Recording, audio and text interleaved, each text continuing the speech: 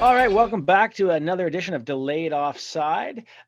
We start all of these episodes like we always do by complaining about each other. Specifically, I'd like to start with Sanjay today, but then I'm going to move to Ryan. No, I'm kidding. We're going to start off with just some randomness here, but let's start off with something that kind of occurred this week, which was the Hockey Hall of Fame induction. Now, the names that you have probably seen play, at least for the NHL side of things, are the Sedin twins, Luongo, and Daniel Alfredson. So let's ask about that and say, what are your memories of one or a couple or any of these players, whoever you think? I'll let you each choose your own and let me know your favorite memory of any one of them. We'll start with Sanjay because he's dressed so sharp for today, like he's going to church or something. Yeah, this reverse retro baby, hot off the presses. My memories honestly aren't terribly good for the Canucks players because when they played for the Canucks, the Sedins and Luongo, they would always destroy the Flames. Those three, like for like a while there, they were so much better than Calgary. Like you play Vancouver, like, hey, we know we're not going to win. Like we had like a really long losing streak when they were like in 2010, like just hitting their peak, and it was never fun playing them. Those two players were terrific players. They always knew where each other was. Luongo, the quick memory I have of him is everyone remembers like 2010 and the cup run, but I'm going to go back to 2004. Very young goalie for Florida in the World Cup of Hockey. What's that? I don't even know, but it was the World Cup of Hockey, and Brodeur got injured heading into the semis, and Luongo had to come in and play the semis against the Czech Republic.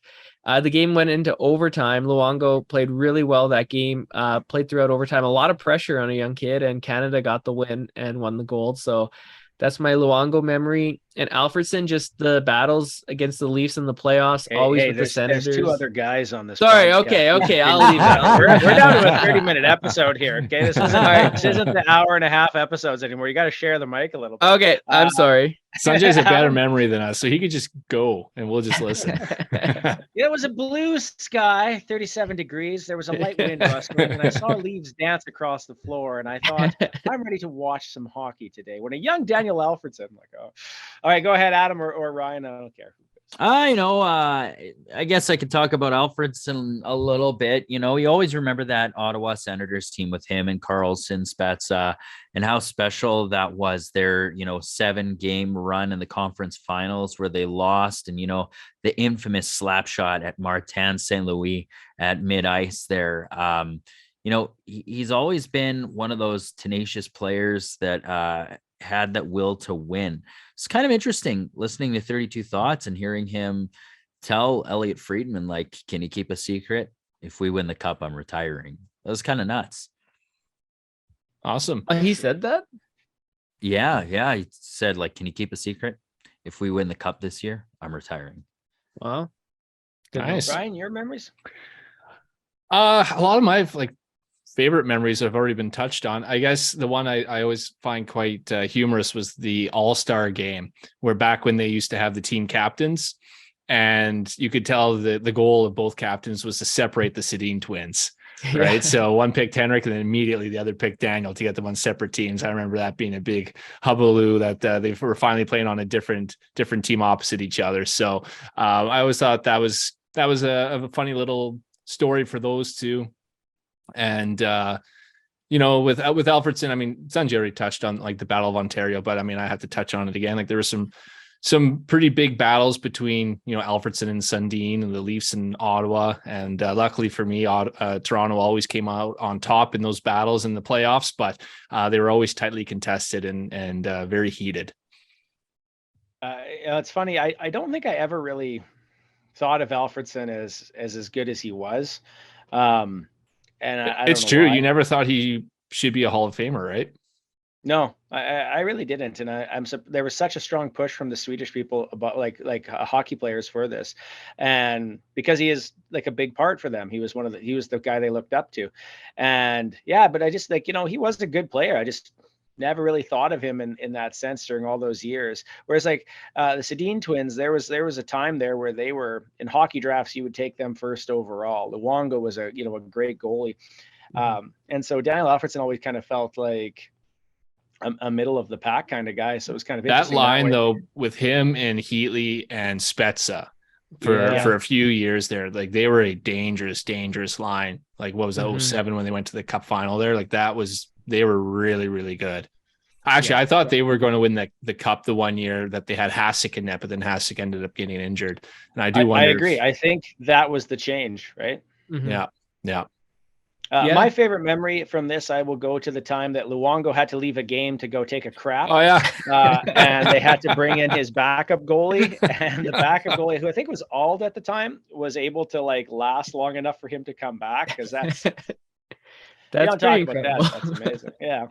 So yeah, well, happy Hall of Fame week to those being inducted. And I don't know if we want to do like let's start the pod now. And if not, hey, we'll just keep going because it doesn't matter. It's keep the show rolling. Let's just keep it rolling. All right. So like, click, subscribe. Please feel free to reach out to us on Twitter, Instagram, Facebook. I wish we could like just have a scroll so I didn't have to say it, but whatever. Twitter for now. I mean, next week maybe we won't be on Twitter. Who knows? But for now, we're on Twitter. That's right. Yeah, exactly. Or maybe we'll get the verified check mark. Pay $8 a month. I always enjoy your dog when it walks into the frame because it's always like looking for something and then it's like, hey, what's going on? And then it just takes off. So, yeah. You just see this tail going in the back. You'll probably hear a squeaky toy throughout this episode now. It was just his birthday, so we bought him a new squeaky toy, so he's playing with it. So yeah. How old now? 7. How old? Holy crap. Yeah. Right. That's a while now. All right, we're gonna move on to some of the other topics we've had here. So hopefully you all read the the list, but 50-50 chance. Sanjay actually put some stuff in the list this week, which was this all looks amazing like stuff.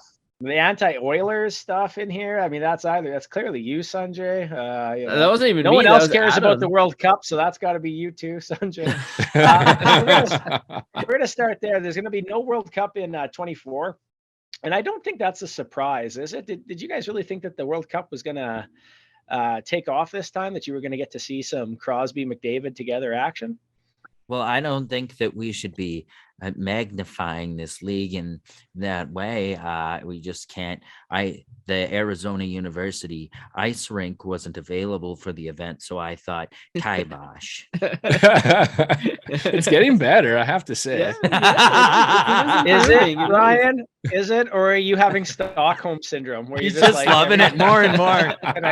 You just gotta get that little bit of like a head shake in there a little bit more. That's what you gotta do. And we gotta boo him every time he starts talking. Actually, we can start there. I think that's a good contribution. Remember, so okay, I think like we say, I don't know if we ever really thought it was going to happen, but do you think there's a chance that we're ever going to see McDavid and Crosby play together at all?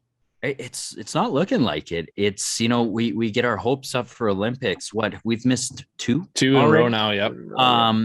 And now World Cup, like it's almost like Bettman doesn't want them to play together. Like I would love to see a line of McDavid, Crosby, McKinnon that would just be unreal.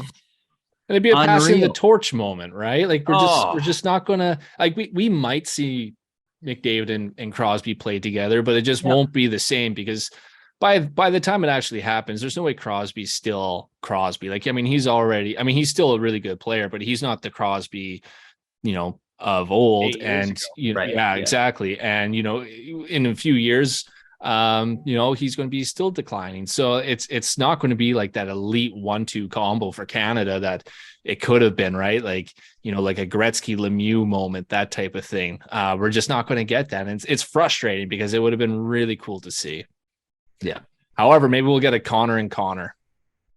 Yeah. That's a chance. You never know, right? But I mean, still. It is kind of. But it's not a passing of the torch, right? It's just not. You're not going from the one generation and generational superstar to the next. But there's all that talk with the Canada Cup. You have those moments of Gretzky and Lemieux together and Howard-Chuck, and like you don't have anything like that. And even before, like you just like there's just nothing like that. And really, the way it's set up now, there's just not going to be. The most chance you're going to have them is if like, because Crosby never got to play with Lemieux at the Olympics, right? Because Crosby didn't make that team. He didn't make the team. No, but he was on the Penguins for a bit. No, he was, but I just mean an international player. Lemieux pushed for Gretzky to put him on that team, and he didn't. So we didn't get that generation. No, that was a terribly put together team. Yeah, it won. It Ryan. won. What? Oh, they said Wow. it didn't win. Oh, yeah, right. It was the next year that they didn't win, right? The next year it was bad. Yeah. Right. We'll take the oldest, slowest players we have. Yeah. Todd Or no, that was the year Bertuzzi. prior. I can't remember. I can't keep this all straight anymore. It's been so long. Yeah. You're no Sanjay when it comes to like memory No, things. terrible, It was a terrible sweet memory. autumn breeze when Terrible Greg said memory. no. Well, 06 would be the year that like Crosby was the rookie, right? And Canada didn't take him. That's what, and it was Yeah. And then Russia took Ovechkin and he scored the one goal in Right. the like elimination game against us, which wasn't Yeah. good. But it's been a while. Like you think about international hockey, like the last like great moment in international hockey for Canadians is like, yeah, they won gold in 2014, but it was kind of like a foregone conclusion. Like there was no like standout moments from that tournament or like the World Cup from 2016. Like they played the Europe All-Stars, like whatever. Like 2010, the golden goal is kind of like the last great like international moment for Team Canada. And like the men's, like not including like the women's or the World Juniors, but I'm just talking about like the Yeah. the men's. And it's gotten considerably worse for Team Canada since then. So, Yeah. you're not wrong there, actually, Sanjay. Yeah. It's a good point. You know, every time we have a meeting and you leave, I ask why you're still here. Why? But I mean, like, it makes sense when you say stuff like that. It's pretty good. I like it. I'm teasing. I'm Not just a sorry. pretty noggin. We're cousins. It's okay. We can bug each other. We're gonna take a look right now. If you're going to look at the NHL standings, you would come across the following teams leading each of their divisions: the Boston Bruins, the New Jersey Devils, the Winnipeg Jets, and the Las Vegas Golden Knights. Winnipeg's in first right now. They were, Crazy. at least Yeah. according to the Sportsnet thing when I looked at it today. Wow. Yeah. Crazy. So Ryan's like on the computer, like, "Prove this idiot wrong." I believe you. But that's what it showed. Honest to God, like that's just what the Sportsnet app showed me. So blame them. And like, what of those four teams is the most surprising? And do you think any of this is going to last? And then we're going to go into another part of this in a second.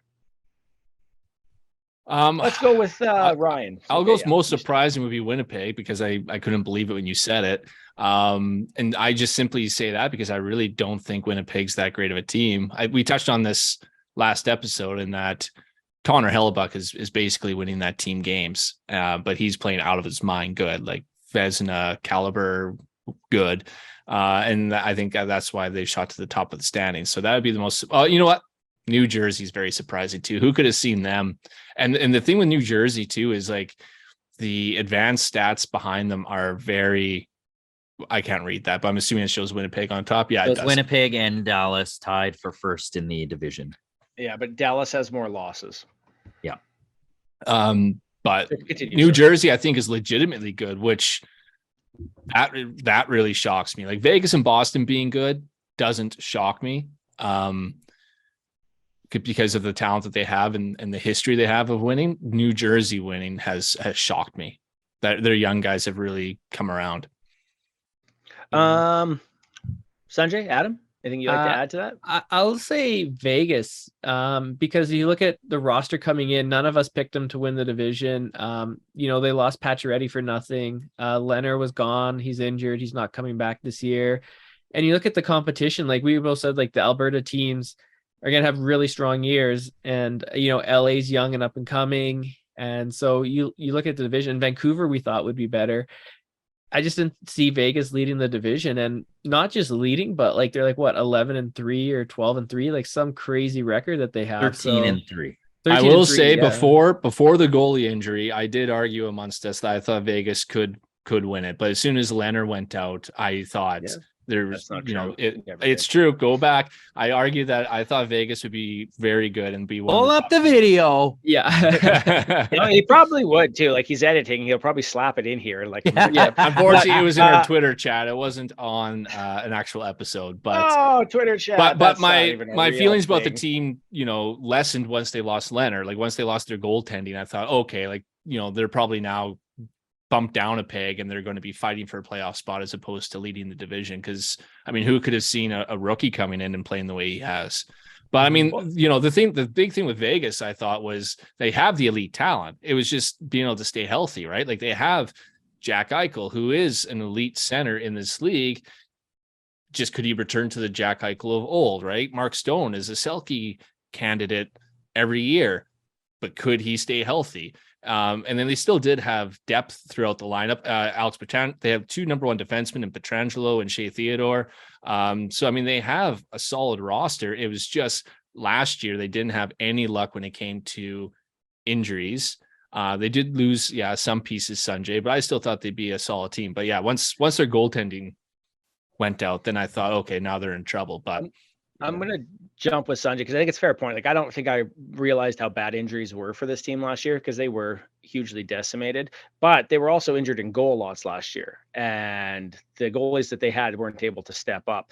Mind you, I don't think that's all that this is necessarily, but I think too, if you looked at that roster construction, every year it was getting older and older and older. And I think that there's a point where age starts to break down. And this year seems to be weirdly opposite of that, where guys like Carlson are having rebounding seasons and so forth. But they were able to move some of those guys like Pacioretty, who's still injured. And I looked at that roster makeup and I didn't think it was anything special. So, and Pietrangelo had a pretty bad year last year, right? But like, he's proven throughout his career that he's a number 1 defenseman. So okay, but so was Carlson. And how many bad years in a row did he have? You can't guarantee there's only going to be one, right? Right. Yeah, although, I mean, that was a little different. Eric Carlson had a very severe injury that he dealt with, and then numerous injuries after. But yes, you can never guarantee it. But one off year, I would lean towards being able to return to form. More than one, then you start to wonder, right? Yeah.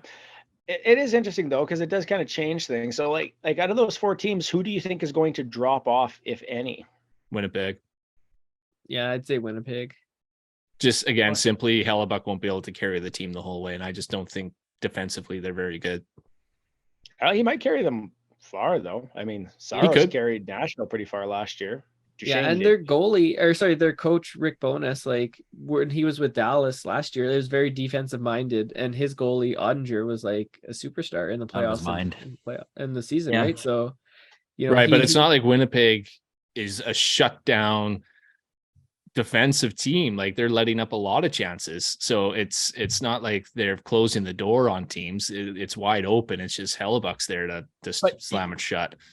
This isn't my point. This is from, I think, Kevin Woodley, which and I think was in relation to Vegas's goalie actually. But like, depending on how you structure your team, you can allow a lot of shots, as long as it's structured in a way that your goalie is able to get ready in time for them. So you're giving up like 40 some shots or some high danger shots. As long as you've given your goalie that time, then you have a chance. And with a goalie that's highly efficient and really like out of his world, like Hellebuck, and I honestly thought his time was kind of like he just burnt out in Winnipeg and needed a fresh start. But like as long as they can run it like that, they might be able to ride him for a while. Like, he is way above like for goals saved expected, isn't he? Like, he is huge. Top of the league right now. Top, yeah. I'm just looking at their stats. So expected goals against per 60 at 5-on-5. Winnipeg is 26th in the league. Ooh. So they're letting up a lot of high danger, high scoring opportunities. Not good. I'm going to say Vegas just for fun. They're letting, I don't know if their goaltending is the greatest. I thought you were going to like actually read a stat, and then you're like, yeah, it's an eye test thing. It's an eye test thing. Actually, hold on. Vegas, you know what? Edmonton will take over. Their Corsi 4 against preaching wise is Preacher's 6. They're like the Corsi, it says that they're stupid and dum-dums. Their GA percentage is I just think New Jersey, just because he's a rookie, like, you think I just think like pressure get to him or something. Well, I look at all those teams and I'm like, okay, Boston, I'm not too surprised with. They upgraded their defense. Lindholm looks great with them. The thing I am surprised with Boston, sorry to interrupt, Adam, is the amount of injuries they had to start the season. Like, I thought they would get off to a really cold start because they had tons of guys out, and I think McAvoy is still out. He still has to get back. McAvoy's is he back? His first game was against Calgary, which was super awesome. Oh, awesome. Okay, so he's back. Like, Marchand came back earlier than expected. Taylor Hall. Taylor Hall was out though. I think Grzelcyk was. Like, there was like a number of guys out to start the season, and so it looked like they were going to have a tough start to the season. But the thing with Boston is they just have such a winning culture there, and it really is like a next man up mentality, and they're able to just plug people into those positions, and their team structure and philosophy and everything. It just seems to breed winning, which is super frustrating because I just want them to like fall off already. Like you've seen all these teams like from the 2010s who were elite at that time.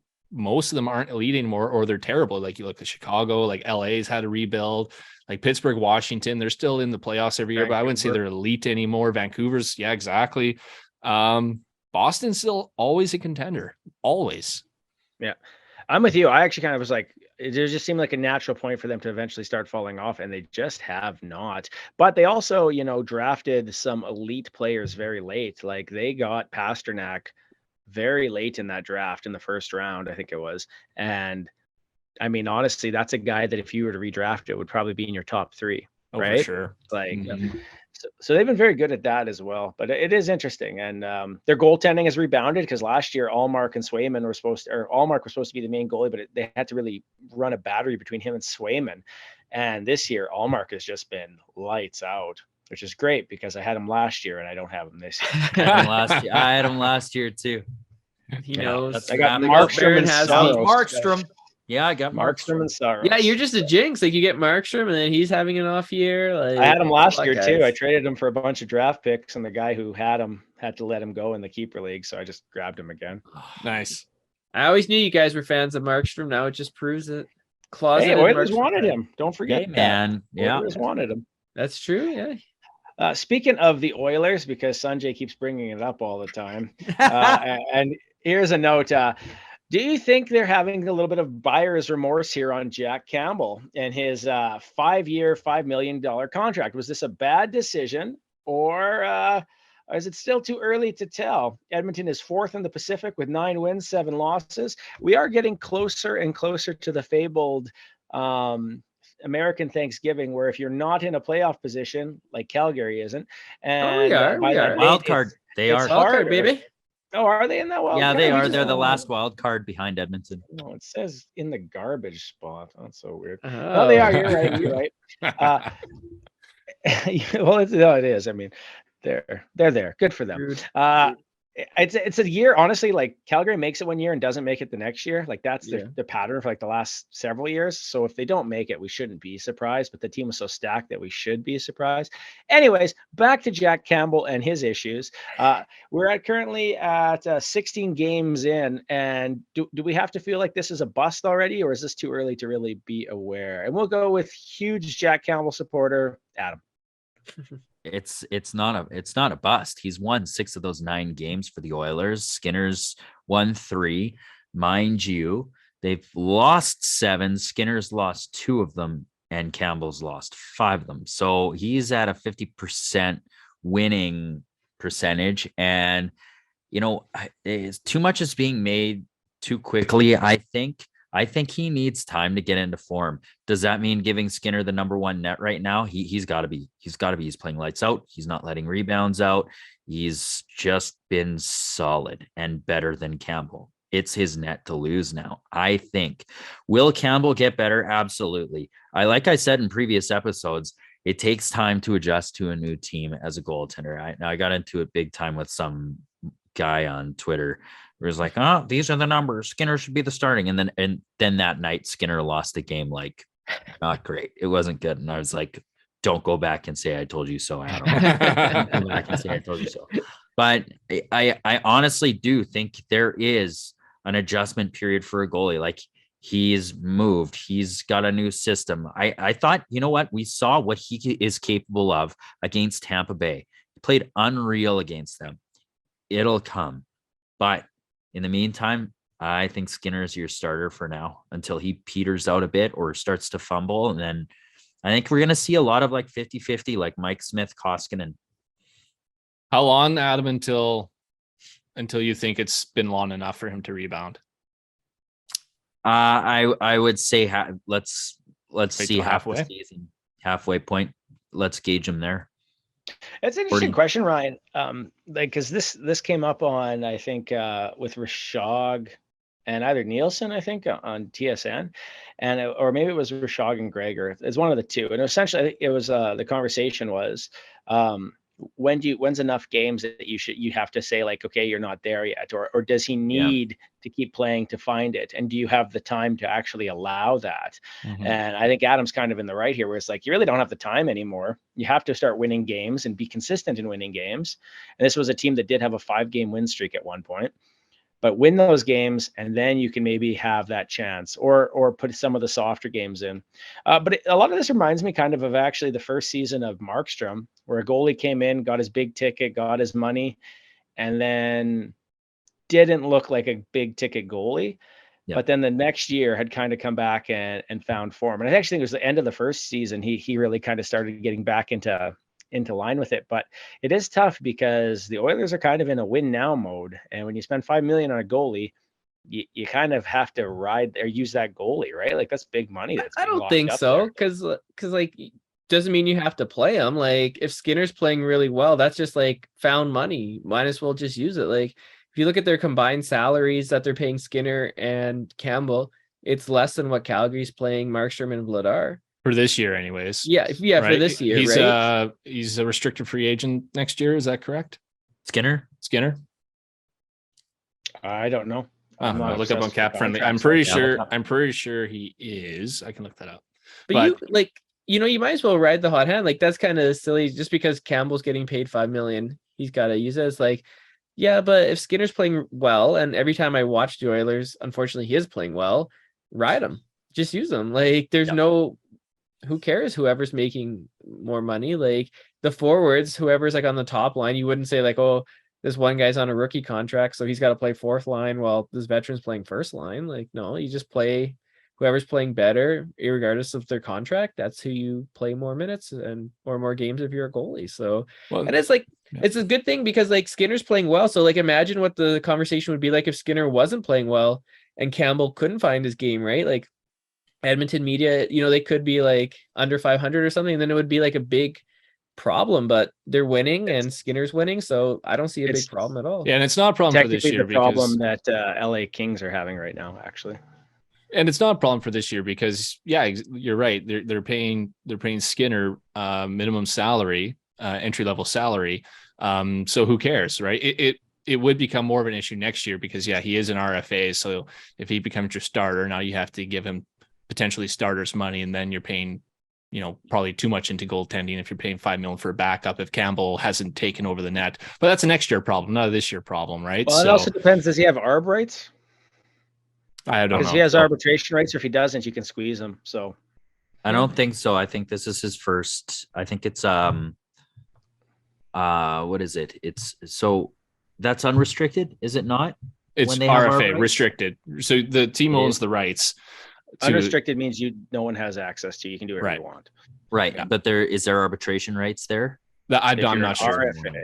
Only if you're an RFA. But not always. So not always. You got to be careful with Edmonton and RFAs and goalies. We all heard the story of Kevin Lowe berating Tommy Salo in the arbitration case and like breaking him down into tears. And I don't think he was ever the same after that. So no, he wasn't the same after the goal went over his head. And but making your own player cry during an arbitration case isn't the smartest idea. They're that's what rough. You want is a goaltender that cries during a meeting like that. That just really fills you with that idea that he's mentally strong.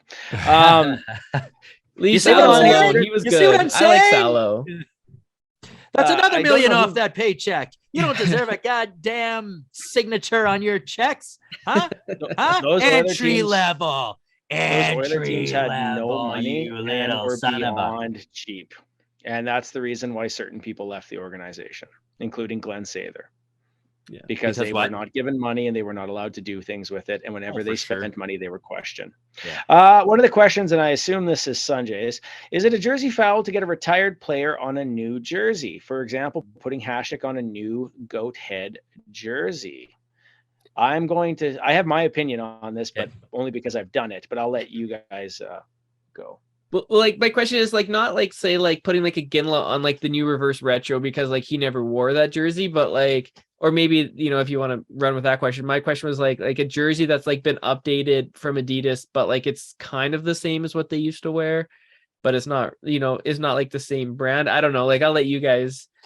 Oh, that's not what I thought you were asking at all. But Oh, what do you think I was asking? Oh, I thought like it was how Baron worded it, and that yeah, okay, a different version that he never, like, the player would have never worn. But that's how I read it too. I have the retro reverse Ducks jersey from last time, which is the white one, and I put Korea on it, not Getzlaf, because I hate the Ducks, but I respect. And I didn't put Salon, but Salon never touched it either. But I put Korea on it, but Korea wore the other one, right? Yeah, at least I think he did. He did. But I mean, I just like, if you like a player, who cares? Like, if you have the new Sprocket jersey and it says Gretzky, like, it's exactly a player that played for your organization that was a huge part of it. If you're dropping over $200, you can do whatever the hell you want. Whatever the back of the jersey. That's exactly. That's how I feel. Yeah, I agree. Yeah, it's a big chunk of cash to put down for material that you try to keep clean without washing for quite some time. Yeah, this is true.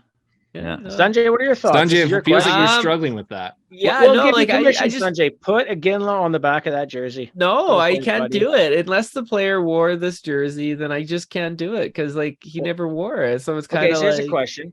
Yeah, here's a question for you. Let's say, I don't know who's. So let's say you got like a jersey for a team that you liked, like, or maybe it's something like Florida, but they end up being crappy this year. Like, are you like, and you hate all the players, but you like Luongo, you're not going to put Luongo on it. You're just going to be like, I guess I'll have like Ladislav Varlamov or whatever it is. Yeah, I probably would find like a player that I would like, because like I just couldn't do it. Like, it just wouldn't make sense to me. My brain just couldn't process it. It'd be like if you put, like, I don't know, trying to think, like with the like Blasty jersey, like I wouldn't put like a Ginla or Kiprusoff on the back of that. I'd get the original Blasty. I could get Lucic, but I don't know. Sanjay's a purist, boys. You have to respect that. Yeah, man. Like, respect it. No, you don't. I don't have to agree with it, but I respect it.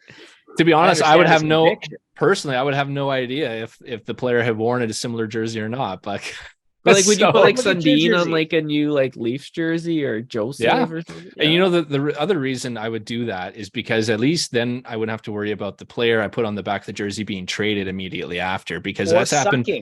Or sucking, yeah. Because I mean, that's happened to me twice. Not with Leaf jerseys, but with Blue Jays jersey and a Raptors jersey. As soon as I bought the jersey with the player I liked, they were traded that season. So can you get a McDavid Oilers jersey and I'll pay you back, but you just get it because you have good karma then, and it'll get traded. Oh, there you go. Yeah. Yeah, okay. Yeah, you pay for it. Then all right, we'll do it. Perfect. All right, we're in the last 5 minutes here. So Sanjay, why don't we give you a little bit of time here to talk about your retro reverse, go over the design, show us some of the highlights, and tell us which players are not allowed to be on it. What players are not allowed to be on it? Anyone who's not wearing this jersey. The third thing. Yeah, like here it is. It's very nice. I picked it up today from the Flames Fanatic. It's got like the little hockey NHL logo, the orange retro one, logo. Like the old school. Yeah. I don't know. It's just a nice jersey. Stand up. Yeah. Do a little spin. Oh yeah. I'm too tired. Yeah, you got to back up so we can see the pendant. Yeah, there you go. You got the thing I was worried about was this line across, because it's two different fabrics. Like, it is fabric. Yeah. It's different from this fabric, and honestly, in person, it doesn't look as bad as like in pictures and stuff. I was gonna say it actually looks nicer. Yeah. I really like the white C. Oh, I think it pops so nice. Yeah. Yeah, they need to like have a black jersey with the white C as like a full-time jersey as like an alternate or something, because it's just so sharp. It's something about like the black with the white C. It just really makes it pop. And yeah. They really gotta like introduce that as like a third or like alternate going forward, because it's sharp. It's nice. I wonder if it would have looked better with an orange outline instead of yellow around the C. I don't know. I like the yellow because they don't really use like orange too much in their jerseys. I don't even think if they. Yeah, it's mostly yellow. Yeah, there's like a little the one in the old like one is like yellow, but it just looks orange because it's next to the red. But yeah, I don't know. They're not really like, they don't really have oranges too much. It's more like if a yellow and red and white. What years were they wearing? Like do you remember that they wore the pedestal jersey? Do you recall? Yeah, I think it was 93 is when they first started it. up until like 99, and then when they got Blasty, that became like one, and then they had like the other pedestal one. So it's been a while, like, because they had like the original jersey up until like 92 or something, and then I guess the owners wanted like a fresh take on the jersey, and they wanted to put black on the jersey, so that's how the pedestal jersey was born. And like, would you, now here's a different question, would you get a player that wore that jersey if it like, but non-retro reverse? So for example, like Grant Fuhrer, who wore the pedestal jersey, Yeah, but it's not, he didn't wear the new retro. Could you get that on those? Because it's a retro as a reverse, like it's a retro and it's a reverse. Yeah. So they did wear the original. I would not, but I have seen people doing it. Like I have seen like Iginla and Kiprusoff, because they were like the original Blasty, both of them, or like, Phaneuf or something, and I have seen those around the dome, like with crested with the new players, with the new jersey, like Iginla. But no, I would just stick with on the team. I'm really, really digging Lindholm's game, and he's just a sweet player. Seems like a good guy. He's not Kadri. You're not going to get Kadri.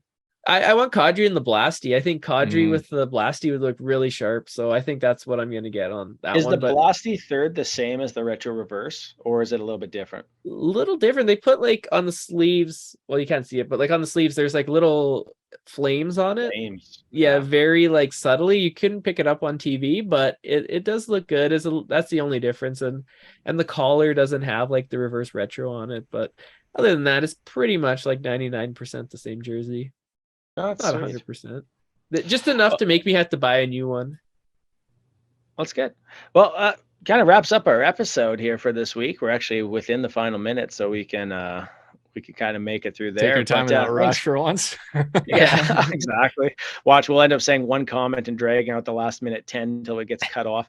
But like, click, subscribe. Feel free to reach out to us on Twitter and on YouTube specifically, because that's where you can engage with Adam personally. He defends all the comments under his profile and 3 other fake profiles. So if you read the comments, get out of here. You know it's true. It's true. Amazing way of Adam heart kisses. Wrap it up. Watch Willie weighs in. There's a plug in. It's like a CBS commercial, like watch Willie weigh in every Thursday, 6:00. There it goes. All right. Thanks for listening. As always, I'm Baron. I'm Adam. I'm Ryan. And I'm Sanjay.